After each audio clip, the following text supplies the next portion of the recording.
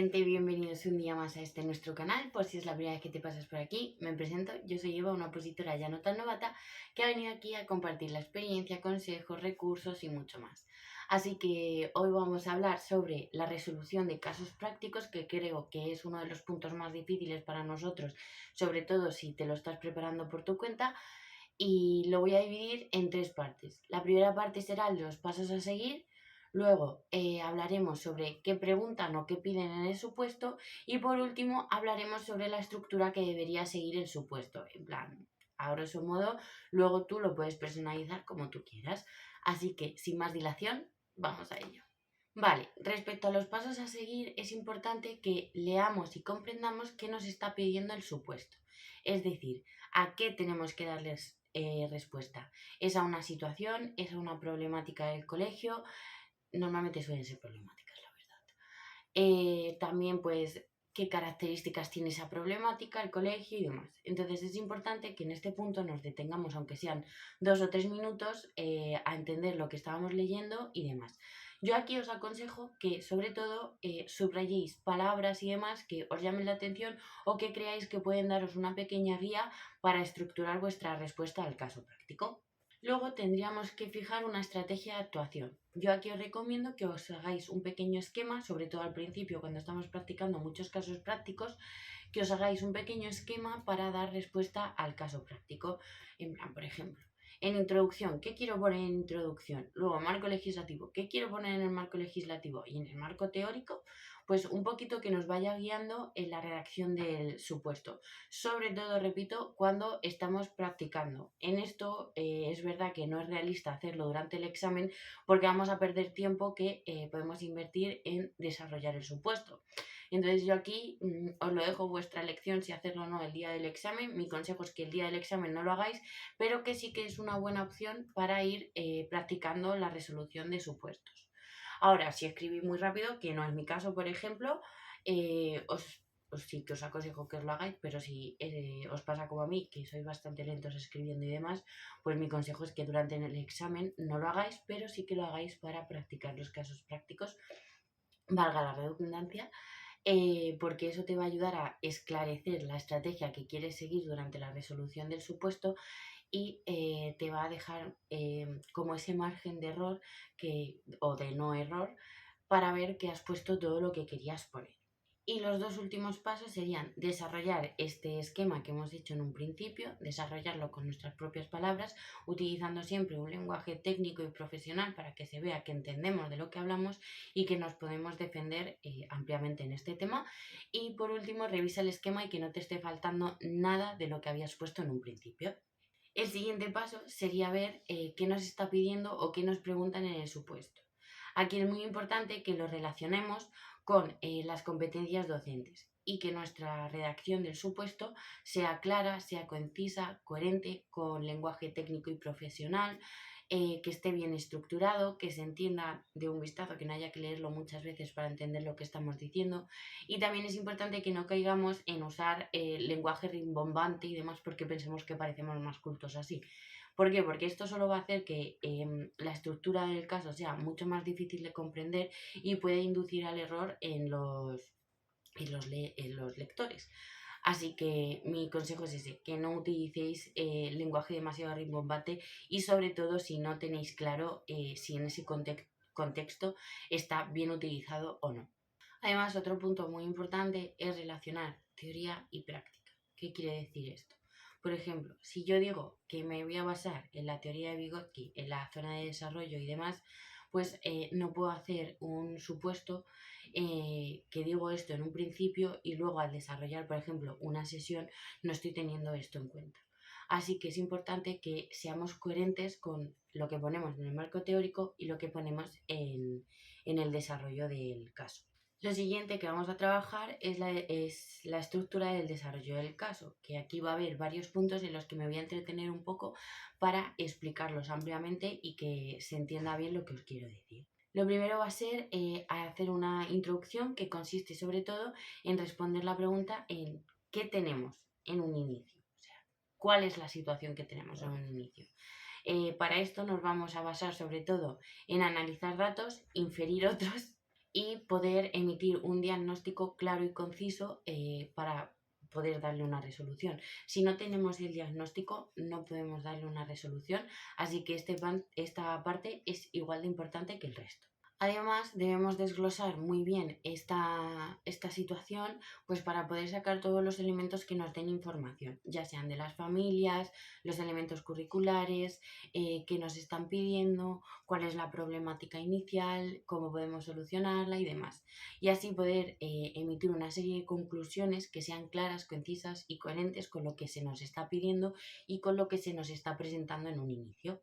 Es decir, es importante que tengamos muy en cuenta la situación de partida, pues el alumnado, cuántos alumnos tenemos, el aula en el que estamos trabajando, el contexto escolar, el contexto extraescolar, las necesidades que tienen nuestros alumnos, si las familias participan o no, si tenemos buena cooperación con nuestros compañeros, si no la hay, cómo trabajarla y demás. Analizar muy exhaustivamente la situación de inicio para poder dar respuesta a cada uno de los problemas que se nos están presentando. Porque normalmente los supuestos no solo te presentan una problemática, hay una problemática como que es la más importante, que es en la que vas a basar todo el supuesto, pero también hay pequeñas problemáticas que tienes que desglosar y analizar y también darles la respuesta más adecuada. Y finalmente, después de hacer todo esto, llegamos a plantear la resolución que nosotros queremos más adecuada y al diagnóstico. Bueno, primero el diagnóstico y luego la resolución, pero me habéis entendido. Vale, el segundo punto sería el marco teórico y el marco legislativo. En el marco teórico va a depender mucho del caso práctico que nos estén presentando. Por ejemplo, si es un caso práctico en el que la problemática central es que en tu aula hay problemas de conducta y demás, pues no va a ser la misma teoría la que vas a utilizar para fundamentar tu resolución que si el problema central es, por ejemplo, que tienes muchos acné motóricos en tu aula, por ejemplo. Así, a grosso modo, es un ejemplo bastante absurdo, pero me habéis entendido. Y luego tendríamos el marco legislativo. El marco legislativo lo vas a basar en tu especialidad, en la etapa en la que estás trabajando y demás. Por ejemplo, yo en mi caso en infantil, pues como marco teórico voy a utilizar la LOMLOE, el Real Decreto 95/2022 y el Decreto 36/2022. Pues esa sería mi legislación principal en la que voy a basar mi respuesta al supuesto. El tercer punto sería el desarrollo de la resolución, que aquí vamos a elegir exactamente la estrategia que queremos seguir para solucionar este supuesto. Por ejemplo, si nos piden crear una sesión, pues qué sesión vamos a hacer, cómo vamos a estructurar esa sesión, por qué hemos elegido ese tema central para trabajar dicha sesión y demás.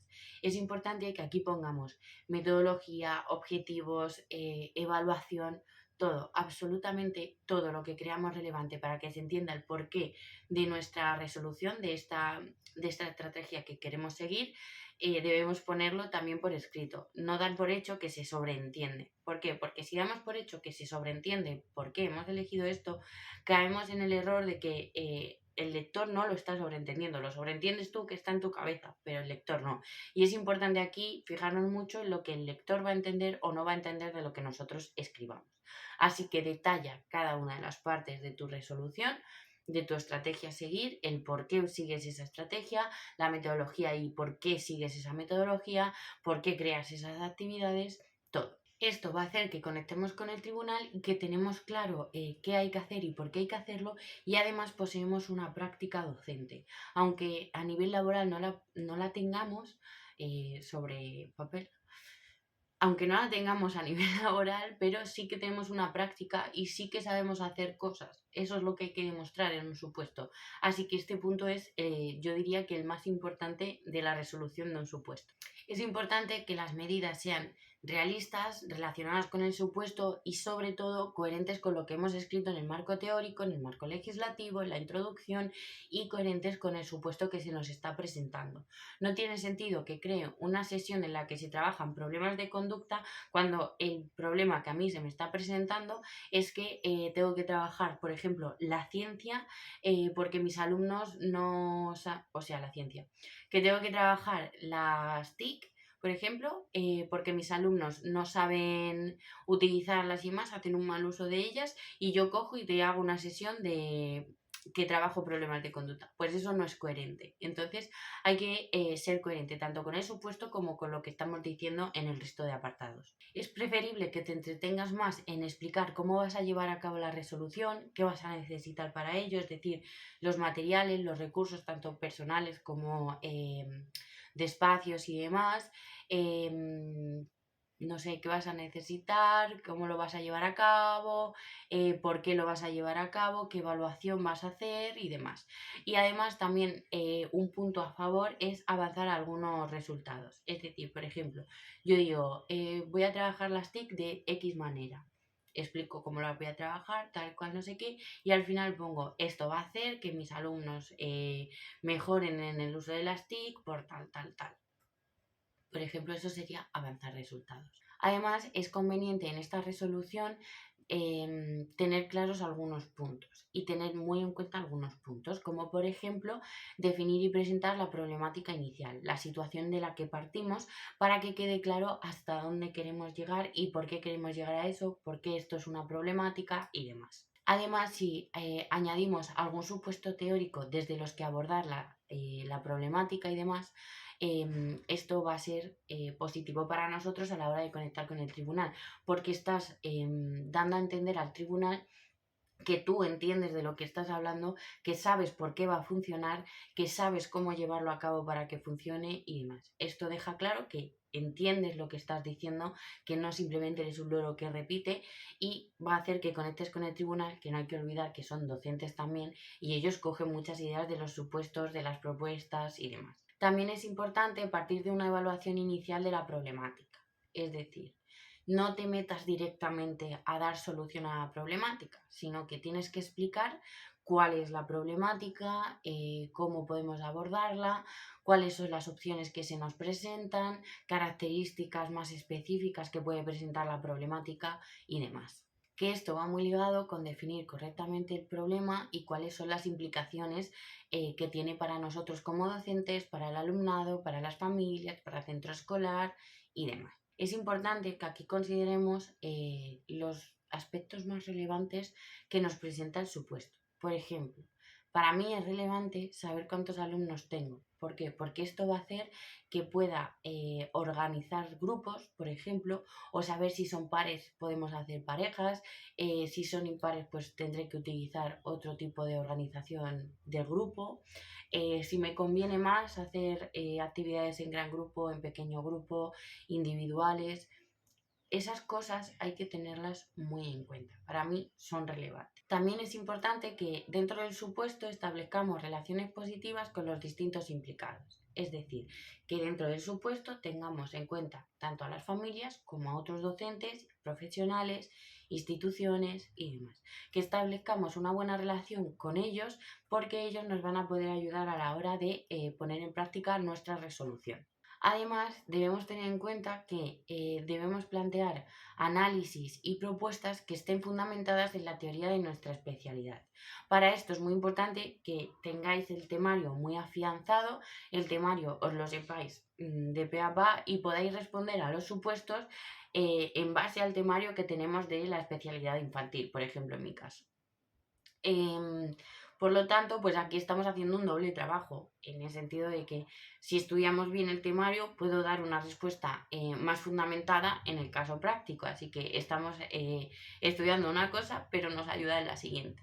También es importante que planteemos análisis y propuestas que sean coherentes tanto con el marco legislativo, es decir, yo no puedo decir que la competencia de un docente es seguir al alumnado, es decir, el resultado del alumnado y demás en su itinerario formativo y tal, y luego decir que yo me desentiendo y esa tarea se la voy a delegar a otra persona. Eso no es nada coherente con el marco legislativo que nosotros tenemos. Así que hay que ser coherente con el marco legislativo. Y además también hay que ser coherente con el rol y con las tareas que tienen otros implicados, es decir, con el rol de las familias, con el rol de otros docentes, con el rol de los especialistas, ya sea el de religión, el PT, el de música, lo que sea, y con otras instituciones con las que podemos colaborar. Véase, bibliotecas públicas, teatros, tiendas del barrio, cualquier cosa nos puede servir para nuestra resolución. Aquí todo vale si lo fundamentas bien. Y un punto muy importante es que comuniquemos la finalidad que pretendemos de forma clara y concisa, es decir, que no nos perdamos en ideas varias, en ideas secundarias. La idea principal es esta, pues desarróllala y deja claro cuál es tu intención con esta resolución. Y por último, es importante que nuestras propuestas sean claras y entendibles. Y además que vayan muy ligadas al por qué estamos haciendo esto para resolver este caso. Es decir, no te pierdas en teorías y demás. Si es muy novedoso, lo mismo, mi consejo es que tampoco lo pongas si no sabes fundamentarlo bien. Así que sé claro y conciso, da respuesta al supuesto y con ello hasta el final. El tercer punto sería nuestra conclusión, que aquí podemos meter también el avance de resultados, el por qué hemos llevado a cabo esto, cómo creemos que va a salir y demás cositas que podamos meter. Yo aquí mi consejo también es que metáis alguna frase de algún educador así famosete y demás, porque eso también da pie a que vean que vas preparado, que sabes de lo que estás hablando, que has leído libros sobre el tema y demás. Y por último, las referencias bibliográficas, legislativas y webgrafía. Vale, mi consejo en este punto es, en referencias bibliográficas, pon 2 o 3 libros como mucho de didáctica, de educación infantil, en plan globales, para todos los supuestos. ¿Por qué? Porque no te vas a aprender las referencias bibliográficas de tropocientos mil libros para cada supuesto. Así que lo más fácil es tener esos 2 o 3 referentes que te pueden servir para todos los supuestos. Y en referencias legislativas, pues no vuelvas a repetir todo lo que has puesto ya durante el caso práctico en el marco legislativo, sino que lo que puedes hacer es directamente decir, respecto a las referencias legislativas, pues he utilizado las que se han comentado a lo largo del supuesto. Y ahí lo dejas, no pierdas más tiempo en eso, si ya las has puesto todas en su momento. Y en webgrafía, pues yo haría lo mismo que hago para los temas, poner 2 o 3 webs que sé que son muy globales y que me sirven para todos los supuestos. Y bueno, esto ha sido todo por el vídeo de hoy, espero que os haya gustado, sobre todo que os haya servido. No olvidéis regalar un me gusta, dejar vuestro comentario con ideas, sugerencias y demás, y suscribiros al canal. Y nosotros ya nos vemos en la próxima.